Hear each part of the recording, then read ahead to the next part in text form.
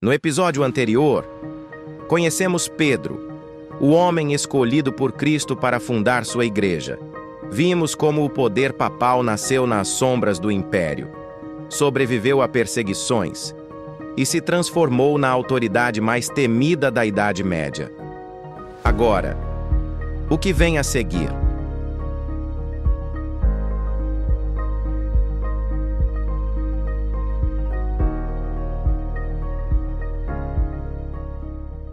Fatos marcantes em papados. Ao longo da história, o papado esteve no centro de transformações religiosas, políticas e culturais que moldaram o mundo ocidental. De divisões internas na igreja a reformas litúrgicas, guerras e modernizações, certos papas e eventos se destacaram como verdadeiros marcos de ruptura ou renovação. A seguir, alguns dos momentos mais emblemáticos do papado ao longo dos séculos. O Cisma do Oriente, 1054, a grande ruptura com a Igreja Ortodoxa. No ano de 1054, a Igreja Cristã, até então oficialmente una, dividiu-se em dois grandes ramos: a Igreja Católica Romana, no Ocidente, e a Igreja Ortodoxa, no Oriente. Essa divisão é conhecida como o Cisma do Oriente e teve raízes teológicas, culturais, políticas e linguísticas.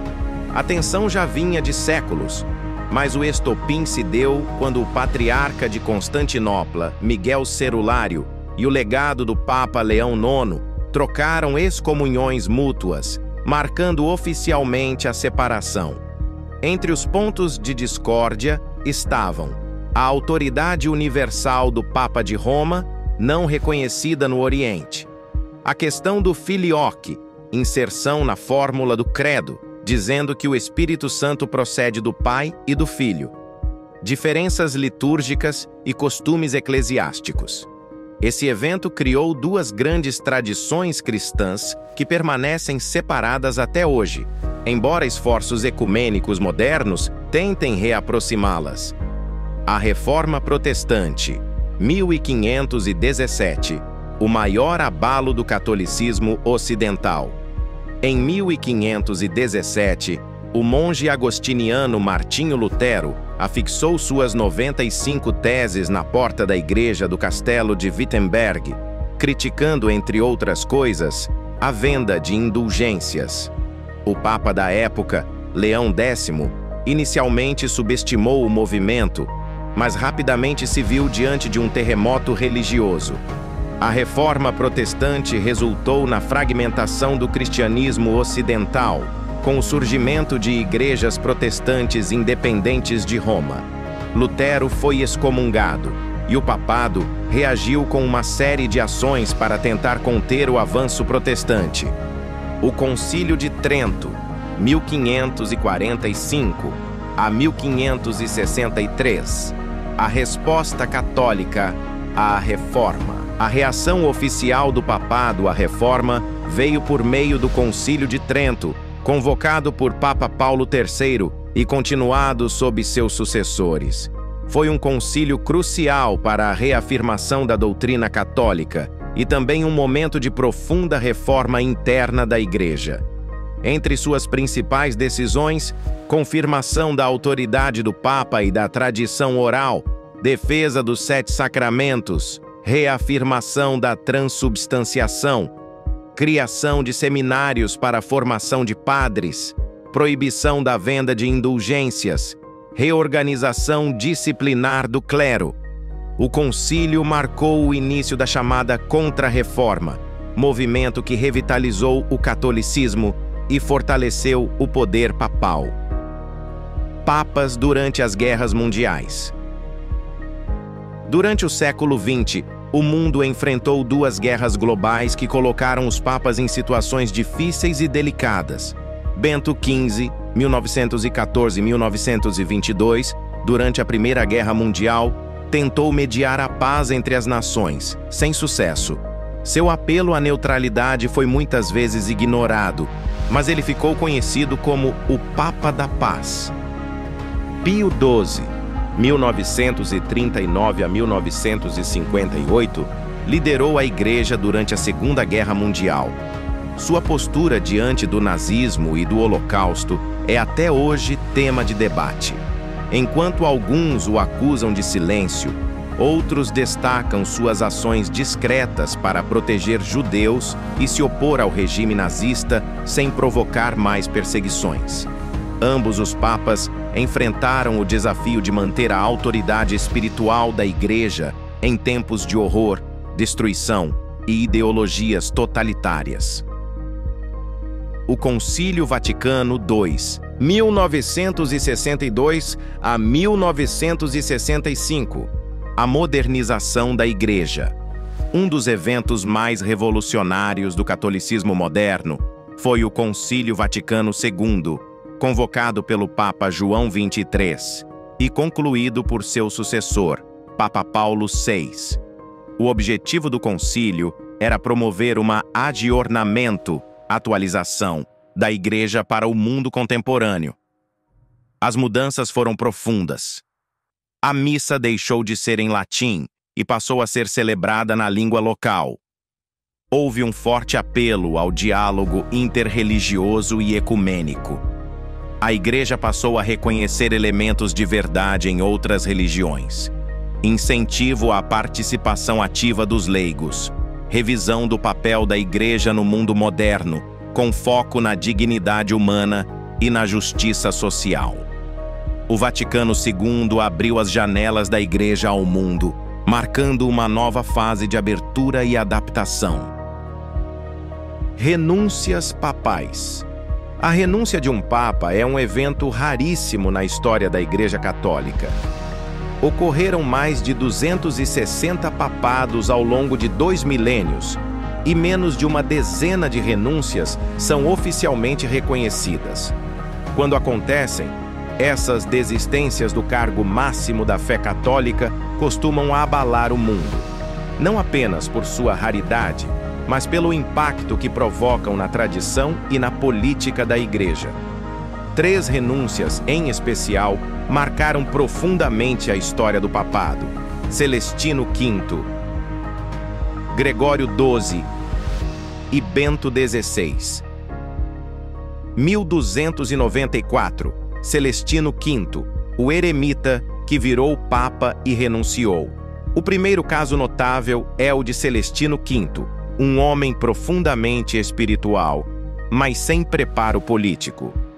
Nascido Pietro Angelério, ele era um monge eremita que vivia isolado nas montanhas dos Apeninos italianos, quando foi escolhido inesperadamente como papa em 1294, após 2 anos de impasse entre os cardeais para eleger um novo pontífice. A escolha de Celestino foi vista por muitos como uma tentativa de trazer santidade e simplicidade à Cúria Romana, mas o resultado foi um desastre administrativo. Totalmente despreparado para a vida política e os jogos de poder da Igreja, Celestino V logo percebeu que não tinha vocação para comandar a cristandade. Apenas 5 meses após sua eleição, ele tomou uma atitude surpreendente. Renunciou voluntariamente ao papado, declarando-se inadequado para a função. Essa decisão foi formalizada em um documento que se tornou base canônica para futuras renúncias. Seu sucessor, Bonifácio VIII, chegou a mantê-lo sob vigilância até sua morte, temendo que pudesse ser usado como figura de oposição. Celestino, porém, foi canonizado mais tarde, e sua renúncia ficou marcada como um ato de humildade e coragem. 1415. Gregório XII. Renúncia para restaurar a unidade da Igreja. A segunda renúncia histórica ocorreu em um dos períodos mais conturbados da história da Igreja: o Cisma do Ocidente. O ano é 1378 a 1417. Nessa época, havia 2, e depois até 3, papas rivais, cada um com seu próprio grupo de apoiadores, colocando em xeque a unidade da Igreja. Gregório XII, papa legítimo de Roma, enfrentava a existência de um antipapa em Avignon, Bento XIII, e outro em Pisa, João XXIII. Para resolver o impasse, foi convocado o Concílio de Constança, que propôs uma solução drástica. Todos os três deveriam renunciar para que fosse eleito um novo Papa legítimo. Gregório XII, em um gesto de grandeza e pelo bem da unidade da Igreja, renunciou voluntariamente em 1415. Sua abdicação permitiu que o concílio seguisse adiante e elegesse Martinho V, encerrando o cisma e restaurando a centralização do poder papal. Essa renúncia não só demonstrou maturidade e desprendimento pessoal, mas também foi fundamental para salvar a autoridade do papado num momento de grave crise institucional. 2013. Bento XVI. A renúncia moderna que chocou o mundo. O mundo moderno testemunhou um momento histórico em 11 de fevereiro de 2013, quando o Papa Bento XVI, nascido Joseph Ratzinger, anunciou sua renúncia ao papado. Foi a primeira renúncia papal em quase 600 anos e a primeira desde Gregório XII, mas num contexto completamente diferente. A decisão foi surpreendente e cuidadosamente planejada. Em seu pronunciamento, Bento XVI alegou limitações físicas e mentais devido à idade avançada como razão para deixar o cargo. Aos 85 anos, ele sentia que não tinha mais forças para exercer plenamente o ministério petrino diante dos desafios do mundo moderno e das reformas internas exigidas. A renúncia foi aceita com respeito, mas também causou abalo.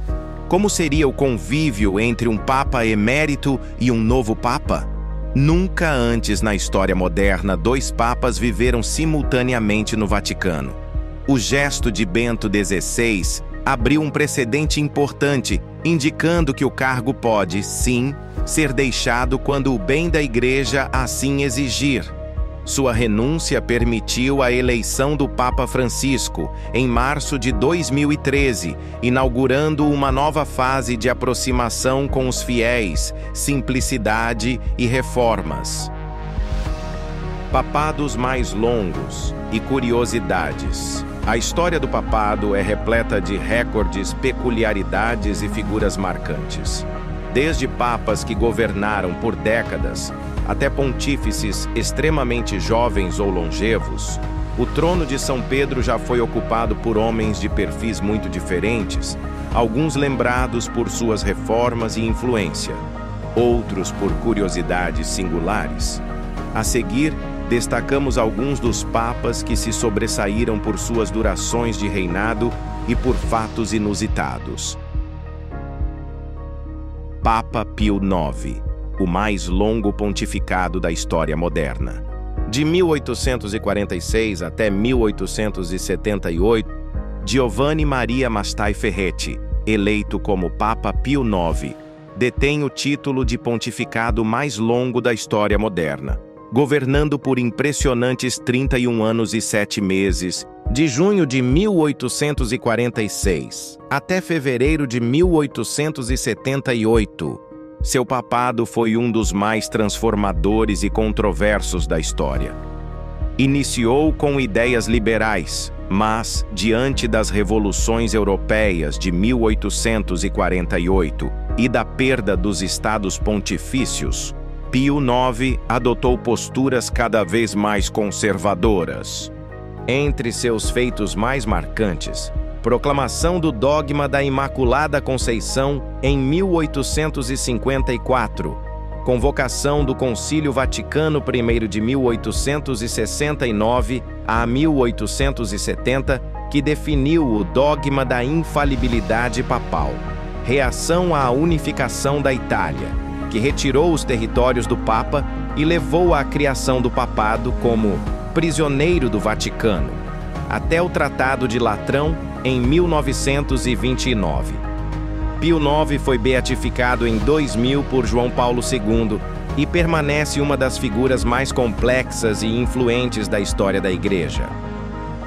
João Paulo II, o segundo mais longo e um dos mais populares, de 1978 a 2005. Karol Wojtyła, o primeiro papa não italiano em mais de 450 anos, foi eleito em 1978, como João Paulo II.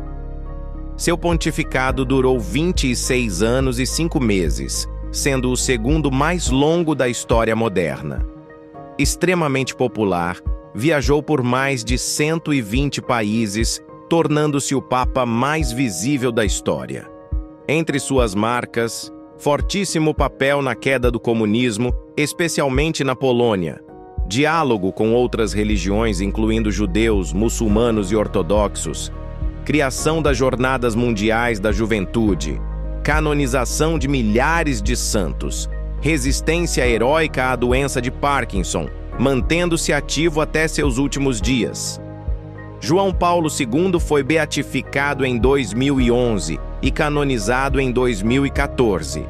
Sua figura carismática moldou a imagem do papado para uma nova geração. Bento IX, o papa mais jovem da história, de 1032 a 1045. Entre as curiosidades mais surpreendentes do papado está Bento IX, nascido Teofilato de Tusculum, que foi eleito papa com cerca de 20 anos de idade, em torno de 1032, e em alguns relatos, talvez até mais jovem, com 11 ou 12 anos, embora essa hipótese seja contestada. Pertencente a uma poderosa família aristocrática romana, assumiu o trono papal por influência política, não por méritos espirituais. Seu pontificado foi marcado por escândalos, abusos e instabilidade. Curiosamente, Bento IX foi papa em 3 ocasiões diferentes. Foi deposto, retornou e depois vendeu o papado ao seu padrinho, o futuro Gregório VI. É, até hoje, o único papa que renunciou e voltou ao cargo mais de uma vez. Sua trajetória é lembrada como um dos momentos mais escandalosos da história da Igreja, refletindo o período de intensa corrupção e nepotismo da Cúria no século XI. Leão XIII, o papa mais longevo ao morrer, viveu de 1810 a 1903. Vincenzo Gioacchino Peti, eleito Leão XIII em 1878, é o papa mais velho a morrer, com 93 anos de idade, em 1903. Seu pontificado durou 25 anos, sendo um dos mais longos da história, e teve grande importância para o catolicismo moderno. Leão XIII é lembrado por sua abertura ao pensamento moderno, promovendo o diálogo entre fé e ciência e incentivando a ação social da Igreja. Seu documento mais famoso, a encíclica Rerum Novarum, de 1891, é considerado o marco inicial da doutrina social da Igreja, abordando o papel do trabalho, a justiça social e os direitos dos operários. Foi também o primeiro papa a ser filmado e gravado em áudio, marcando a entrada da Igreja nos meios modernos de comunicação. Ritos após a morte de um papa. A morte de um papa é um dos eventos mais solenes da Igreja Católica. Envolve rituais milenares, símbolos carregados de significado e uma liturgia própria, cuidadosamente definida para garantir o respeito, a continuidade e a transição do poder espiritual mais alto da cristandade. Do momento da morte ao enterro, tudo é regido por um cerimonial minucioso que mistura tradição medieval com funções modernas do Vaticano. A verificação da morte. O cerimonial com o martelo de prata. Logo após o falecimento do Papa, o cardeal Camerlengo, autoridade responsável pela administração do Vaticano durante a chamada sede vacante, o período sem Papa, é chamado para confirmar oficialmente a morte. O procedimento tradicional começa com o chamado do nome de batismo do Papa, repetido 3 vezes. Por exemplo, Joseph, Joseph, Joseph. Nenhuma resposta é um dos primeiros sinais cerimoniais de confirmação da morte.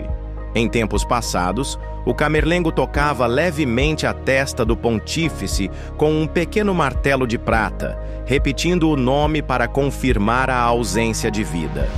Embora esse gesto tenha sido substituído por métodos médicos mais modernos, o simbolismo permanece como parte da tradição oral da Igreja.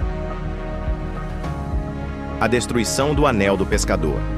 Confirmada a morte, realiza-se um dos atos mais simbólicos, a destruição do Anel do Pescador, ou Annulus Piscatoris. Esse anel, usado exclusivamente pelo Papa, traz a imagem de São Pedro pescando e era, antigamente, utilizado para selar documentos oficiais. Logo após a confirmação da morte, o anel é quebrado diante dos cardeais com um martelo especial, como sinal do fim da autoridade daquele pontífice. O gesto serve também para evitar falsificações de documentos e representa que nenhuma assinatura ou selo mais pode ser feito em nome do Papa falecido. A preparação e conservação do corpo. O corpo do Papa é então preparado por uma equipe especializada do Vaticano. Ele é revestido com paramentos litúrgicos, como a casula papal e a mitra, e passa por um tratamento de conservação. Embora o Vaticano nunca revele oficialmente os métodos utilizados, acredita-se que técnicas semelhantes à embalsamação ou refrigeração controlada sejam aplicadas. Isso permite que o corpo permaneça exposto por até 9 dias, conservado com dignidade e respeito, para a despedida dos fiéis. Velório e cerimônia de 9 dias. O Novendialis. O corpo é exposto à veneração pública na Basílica de São Pedro, onde milhares de fiéis prestam suas homenagens. O velório e as cerimônias fúnebres se estendem por 9 dias consecutivos, em um rito chamado de Novendialis. Durante esse período, são celebradas missas diárias em sua memória, com leituras específicas. A Igreja vive um tempo de reflexão e oração. Os cardeais se reúnem informalmente para preparar o próximo conclave. O caixão do Papa é composto por 3 camadas. Uma de cipreste, simbolizando a humildade. Uma de zinco, representando a resistência ao tempo. E uma de madeira nobre, como expressão de dignidade. Junto ao corpo são colocados objetos simbólicos, como moedas cunhadas durante o pontificado, um exemplar dos evangelhos e o rogito, um documento com um resumo da vida e do pontificado do Papa. O enterro e o destino final do pontífice. Ao fim do Novendialis, realiza-se o sepultamento do Papa. Embora tradicionalmente o local mais comum seja as grutas vaticanas, sob a Basílica de São Pedro, onde estão enterrados inúmeros pontífices, inclusive, segundo a tradição, o apóstolo Pedro, nem todos os papas optam por esse destino. Em alguns casos, o local de sepultamento é definido previamente pelo próprio Papa, de acordo com sua vontade pessoal. Foi o caso do Papa Francisco, que, seguindo o exemplo de simplicidade e proximidade com o povo, escolheu um local diferente para seu descanso final, fora das grutas. A cerimônia fúnebre é presidida pelo decano do Colégio dos Cardeais e representa o último ato oficial do ciclo de um pontificado. É um momento de grande solenidade, onde se encerram formalmente os deveres do Papa falecido, e a Igreja se prepara para o início do conclave que elegerá seu sucessor. Esses ritos não são apenas formalidades religiosas, expressam a continuidade da fé, a seriedade da missão papal e a transição ordenada da autoridade espiritual mais alta do catolicismo. No próximo episódio, vamos mergulhar nos bastidores mais sagrados e secretos do Vaticano. Dos túmulos ocultos nas grutas vaticanas ao ritual solene do conclave que escolhe o novo Papa. Conheça os atentados que ameaçaram a fé, o surgimento do Papa Móvel e as profecias que prevêem o fim da sucessão papal. Um episódio cheio de mistério, tradição e símbolos que atravessam os séculos. Está preparado para cruzar os portões do desconhecido?